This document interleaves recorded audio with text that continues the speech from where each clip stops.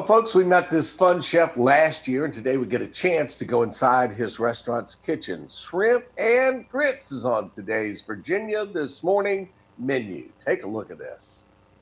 We're delighted to welcome our next guest back to Virginia this morning. It's been a minute. Ari Agambaum of Soul Taco, RVA. It's good to see you, my friend. It's good to be back. I'm sorry that it took so long. We've been hiding and trying to get the restaurants running smoothly through coronavirus, so we've been kind of hiding and expanding at the same time.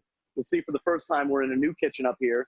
It's actually the first time we've got our kitchen on the show, but right now we're at Cabana Rooftop Lounge. Soul Taco is taking over the Cabana Rooftop Lounge, and we're going to be doing a full menu up here, completely different than what we serve at Soul Taco. We also have a full brunch menu, which is what we're going to be doing today.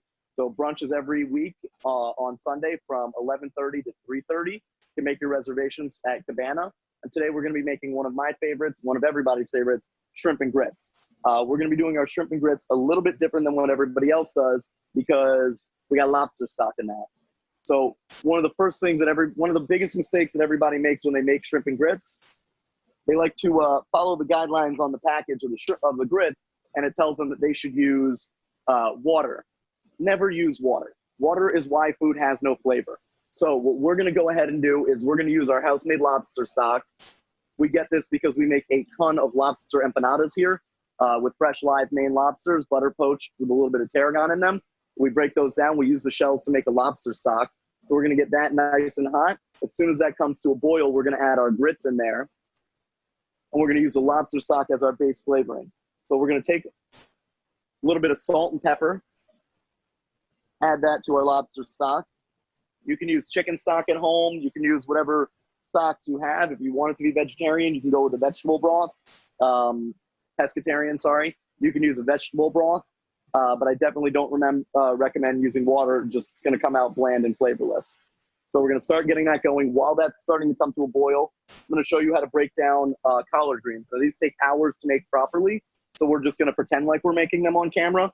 We've got our collard green. What I do with these, I cut the rib out in the center.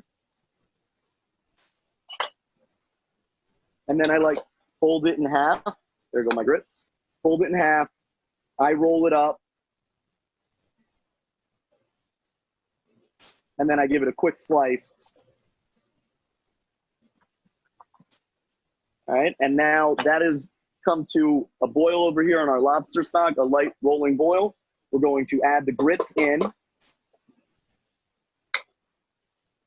Give that a quick stir. And Ari, with those grits, are you using like stone ground, or are they just kind of a coarser grit, or what do you recommend? These are stone ground, steel cut grits. We like these because they're going to be a little bit more toothsome. But at home I always use 5-minute grits straight from Quaker Oats. Can I hashtag them? Straight from Quaker Oats because it's the easiest thing to do. And when I'm at home, I don't really want to spend an hour and a half making my food. I just want to get something up and get it cooking.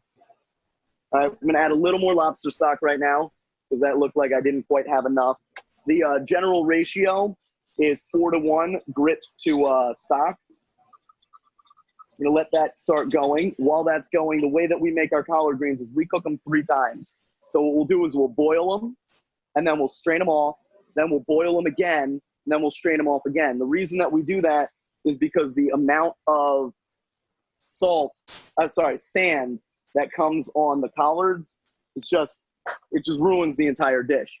So we boil them several times, then we strain them off, and then the final cooking, what we do is we take some of this beautiful pork fat that we get from when we make our pork belly, and we throw that in, let that melt down a little bit. That's going to give it an amazing bacony flavor. Then we add the rest of our collards in, let that cook. Like I said, to make this from scratch, it's going to takes us about 6 or 7 hours to do it right. We do that. There's a little bit of garlic in there already, and we just let that go and let that cook for hours and hours, and then a few more hours. When you think it's done, you let it cook for a few more hours. I've heard that before with collards. Of course, they're really gritty because, they're grown, they've got the sand and the soil and that mixture and everything. That takes a long time. It does. It does. Yeah. And you know what? Anything worth doing takes time. We're going to throw some butter into our grits now. And, you know, because Trey is my business partner, I'm going to tell you exactly what he says. More butter. So we're going to put some more butter in there. I agree. I think I'm definitely Team Trey with this recipe on the more butter component. That's definitely a plus. He's on Team Trey. So we're going to let that the butter melt in, and add a little more salt and pepper as this continues to go. And then we're going to start adding some cheese to it. Now, in the restaurant, we use Chihuahua cheese, which is very similar to Monterey Jack. It's a Mexican cheese that's like a stringy in nature. You can use a little bit of oil instead of the butter if you like, but butter is always better. We're going to add a decent amount of cheese in there. Like we said, perfection takes an extra couple of minutes. So I know we only have 2 minutes left, so we're going to try and fly through the rest of it. We've got our boiling water going over here. We're going to drop our egg in that. So a little bit of vinegar in there as well, which is going to help the poaching adhere. Not sure if adhere is the term I'm looking for, but give that a stir, and that is what will cause the egg white to essentially wrap around the yolk. Oops. Now we've got our screaming hot pan right here. Because we don't have the time, we're going to put everything in the same pan. I've got some shrimp right here that's been marinating in some olive oil and Old Bay with a little bit of cilantro, salt and pepper. All right, and if you can't hear that, I'm going to put my mic right there. Now, what Trey likes to say about shrimp, make sure you don't overcook them. C means they're cooked, all right? When they become a circle, O is for overdone. C is for cooked, and O is for overdone. All right, now we're going to pull our poached egg right out. We got our poached egg. That's going to go right over here. Okay, we've got our poached egg right there. It's a little bit of water in there. Probably should have used a slotted spoon. We'll just pour that right on the floor. All right, so now as everything is winding down, we're going to get it all plated. You can see in these grits the cheesiness. That's that deliciousness right there. And get rid of that. Oh no, my spoon. Where's my spoon? There we go. Always taste everything. I want to make sure that you guys at home have a chance to taste. Let me know how that is. Good? Okay, perfect. Seasoned just right. I'm going to pour that into our bowl. Sorry, I got the pan so you can't see it, but woo. All right.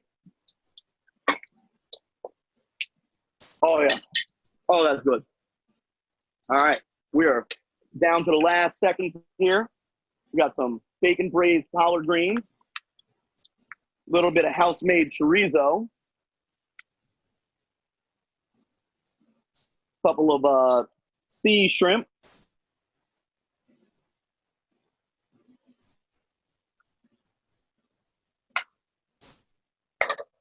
and then finally, our beautiful poached egg. Look at that. Look at that. Look at it jiggle. Woo. Put that right on top. And a sprinkle of cilantro. And of course, because we're semi-professional, a wipe of the plate. And there we have shrimp and grits with lobster stock. Well, it is, and definitely worth a bow. That looks mouthwatering. Ari, I'm so excited for you. Congratulations. It's been an incredibly challenging time.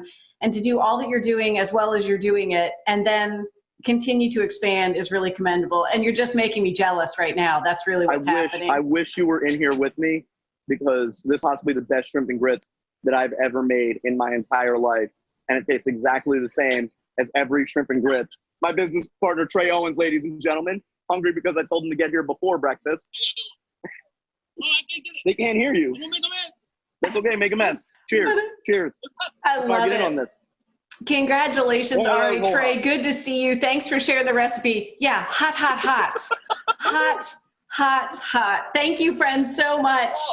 Trey, good to see you. And congratulations again, Ari. Soul Taco is expanding. They're on the rooftop there at Cabana. You can definitely head online. We'll include a link. Ari, great to see you.